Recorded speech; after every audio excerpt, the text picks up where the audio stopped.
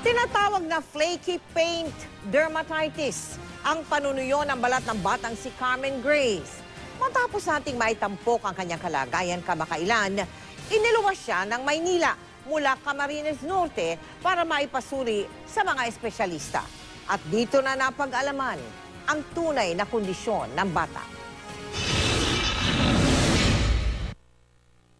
Pabakbak at pagsusugat ng kanyang balat, halos hindi na makilala ang batang si Carmen Grace. Animoy balot ng plastik mula ulo hanggang paa, dama ng inang si Nieves ang sakit na hindi kayang bigkasin ng bata. Sa Camarines Norte Provincial Hospital, una siyang nakita ng mga doktor. Hinang-hina, hindi makabangon. Makalipas ang 1 linggo, iniluwas na siya ng Maynila. Ayon sa pediatrician, severely malnourished si Carmen Grace. Kwashiorkor ang tawag sa kanyang kondisyon dahil sa mababang protina sa katawan. Ang isa sa makikita ay yung butis ng bata. Tinatawag po natin yan na flaky paint dermatitis.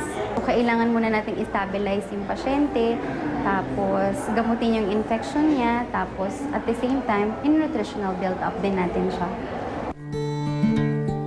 Kahapon, muli namin siyang binalikan. Dahil sa tuloy-tuloy na gamutan, kapansin-pansin na mas makinis na ang balat ng bata. Yan pong sa balat niya, malaki na po ang pinagbago. Tapos yung medyo mataba-taba na siya. Ngunit sa edad na 7 taon, kulang pa rin ang 12 kilo niyang timbang.